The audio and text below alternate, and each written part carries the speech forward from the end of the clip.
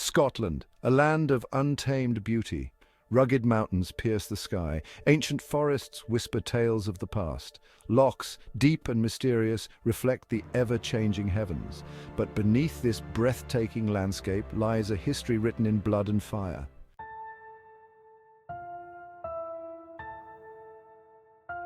Our journey begins with the ancient Celts, fierce warriors who left an indelible mark on this land. The Romans called them Picts, the painted people, fearsome warriors who challenged the might of an empire. The Vikings, fierce seafarers from the north, also tested their mettle. Through it all, the spirit of the Scots remained unbroken.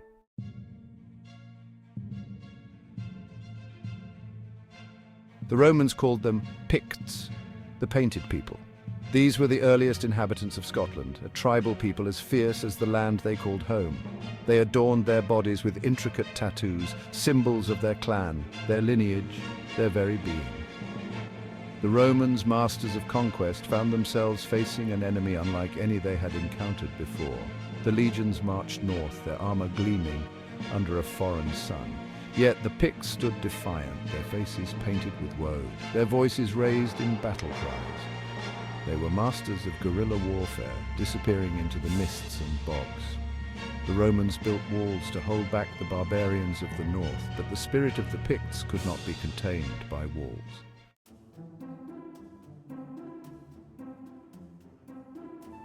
The Pictish warriors lived and breathed battle.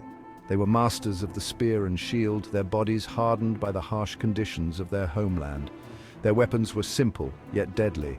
They fought with a ferocity that struck fear into the hearts of their enemies. They were fighting for their homes, their families, their very right to exist.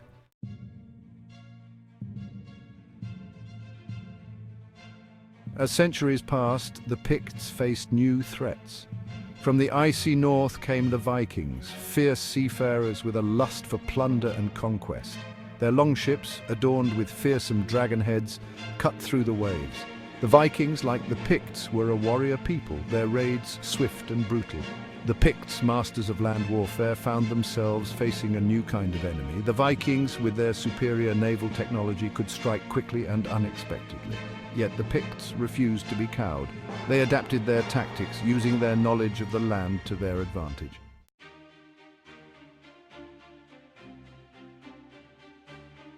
The 13th century dawned dark over Scotland. The English crown, hungry for power, cast a covetous eye on the north. King Edward I, the hammer of the Scots, sought to crush their spirit. But from the ashes of oppression, a hero would rise. His name was William Wallace. Born into a time of turmoil, Wallace witnessed the brutality of English rule firsthand. He saw his people suffer, their lands seized, their homes destroyed. Wallace was no ordinary man.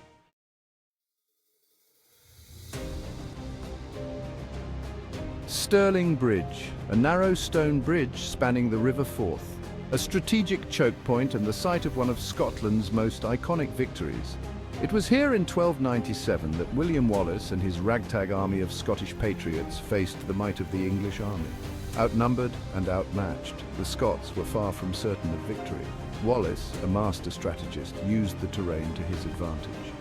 As the English ranks swelled on the bridge, packed tight and vulnerable, Wallace gave the signal for attack. The Battle of Stirling Bridge was a resounding victory for the Scots.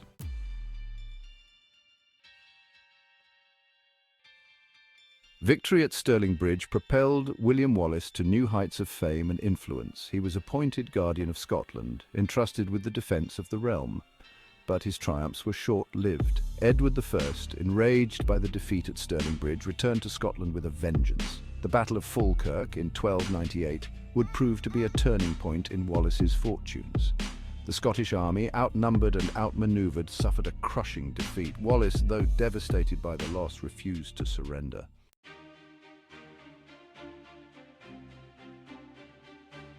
Though William Wallace's life was tragically cut short, his legacy lived on, inspiring generations of Scots to fight for their freedom. His courage, his unwavering belief in Scottish independence, and his willingness to sacrifice everything for his country transformed him into a legend. Wallace's story became intertwined with myth and folklore. He was romanticised as a larger-than-life figure, a symbol of Scottish pride and defiance. Even today, William Wallace remains a potent symbol of Scottish identity.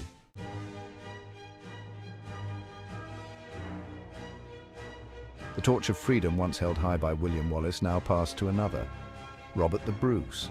Born of noble lineage, Bruce's path to glory was fraught with danger and uncertainty. His claim to the Scottish throne was contested, his loyalty questioned. He had fought alongside Wallace, felt the sting of defeat, and witnessed the brutal consequences of English tyranny. Yet within Bruce burned a fire as fierce as any that consumed his ancestors. He understood that Scotland needed a leader.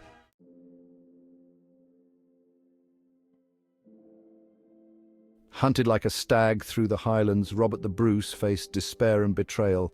His family imprisoned, his followers scattered, his dream of a free Scotland seemed to slip away with every passing day. Yet, even in this desperate hour, a glimmer of hope emerged from a legend.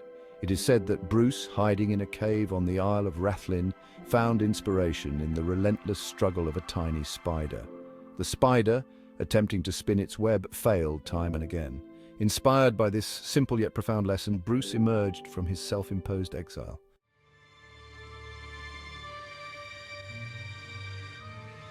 The year 1314 dawned bright with destiny.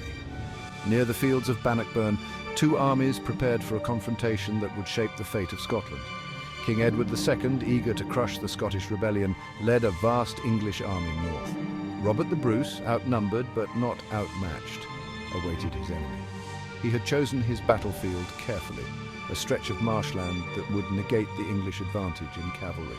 The Scottish army, their faces hardened by years of war, stood shoulder to shoulder. The tide of battle turned on the second day when Bruce, leading a charge at the head of his men, clashed with the English vanguard.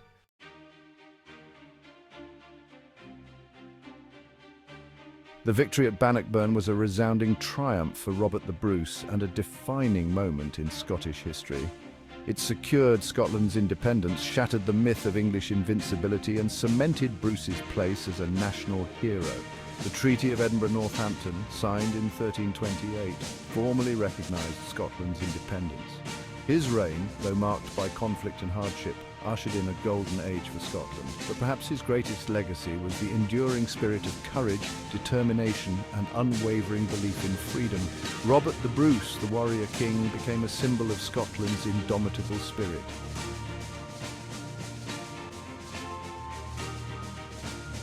The winds of change swept across the Highlands, carrying whispers of a lost throne. The year was 1745. Charles Edward Stuart, Bonnie Prince Charlie, the young pretender. He landed on Scottish soil with loyal followers. He carried the hopes of a people yearning for their rightful king. His arrival ignited support among the Highland clans. Clansmen rallied to the Stuart banner, their claymores thirsting for battle. They captured Edinburgh, sending shockwaves through the British establishment.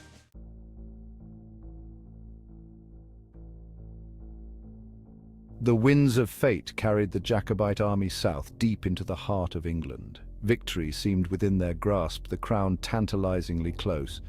But logistical challenges, dwindling supplies, and the overwhelming might of the British army forced them to retreat north, back to their stronghold in the Highlands. On April 16, 1746, near the village of Culloden, fate dealt a cruel hand. The two armies clashed on a desolate moor, the fate of Scotland hanging in the balance. The Jacobites, weary from their long march and outnumbered, faced a well-equipped British army, their ranks bolstered by artillery and seasoned troops.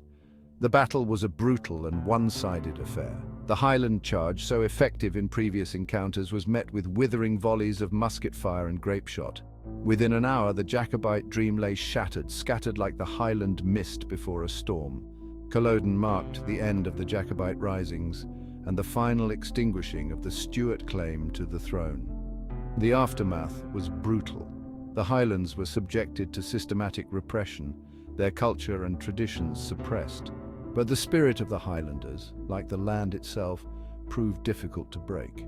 The memory of Culloden, though a painful one, would serve as a reminder of their struggle, their sacrifices, and their enduring spirit.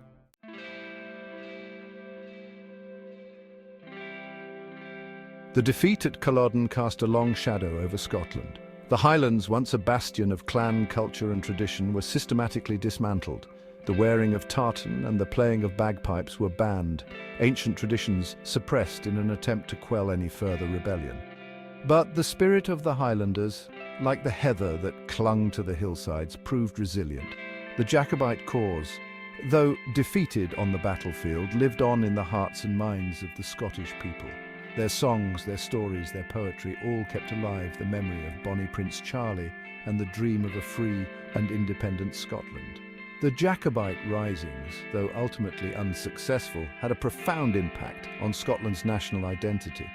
They served as a powerful reminder of Scotland's distinct cultural heritage and its unwavering desire for self-determination. The romantic image of the kilted Highlander, fighting for his king and his country, captured the imagination of the world, transforming Scotland into a land of myth and legend.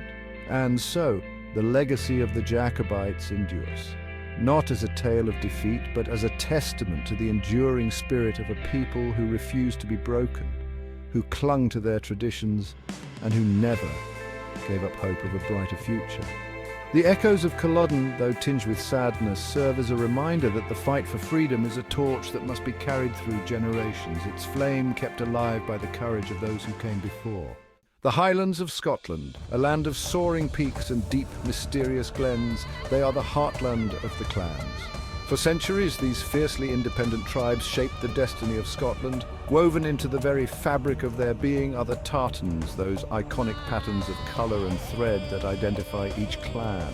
When Scotland called, they put aside their differences, uniting under a common banner to defend their land and their way of life.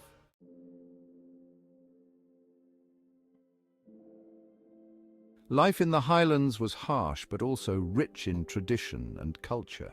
Music, song, and storytelling were not just forms of entertainment. They were the lifeblood of the clans, preserving their history, their values, and their very souls. The haunting melodies of the bagpipes, echoing through the glens, stirred the hearts of warriors and brought tears to the eyes of lovers. The rhythmic beat of the bodhran, the ancient Celtic drum, provided a backdrop for lively dances and celebrations. And the tales passed down through generations kept alive the memory of their ancestors, their triumphs, their tragedies, and their enduring spirit. But it wasn't all battles and bloodshed. The Highlanders were also known for their hospitality, their deep connection to nature, and their strong sense of community. They lived in harmony with the land, their lives dictated by the rhythms of the seasons, their sustenance drawn from the bounty of the mountains and the lochs. The clan system, though it faced its demise in the aftermath of the Jacobite risings, left an indelible mark on Scotland. Their traditions, their music, their stories, and their fierce spirit of independence continue to resonate deeply within the Scottish soul. The Highlands, forever intertwined with the legacy of the clans, remain a place of wild beauty, a land where the past feels vibrantly alive, a testament to the enduring power of tradition and the enduring spirit of the people.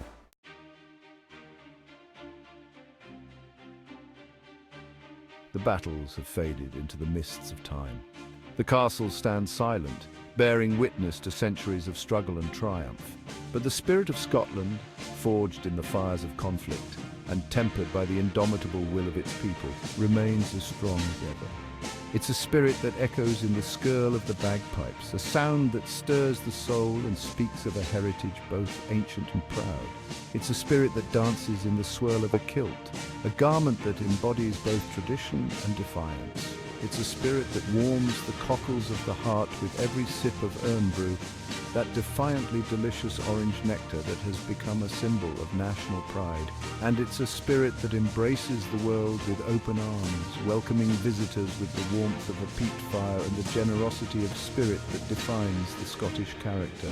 From the rugged beauty of the Highlands to the vibrant energy of its cities, Scotland today is a nation that embraces its past while looking towards the future.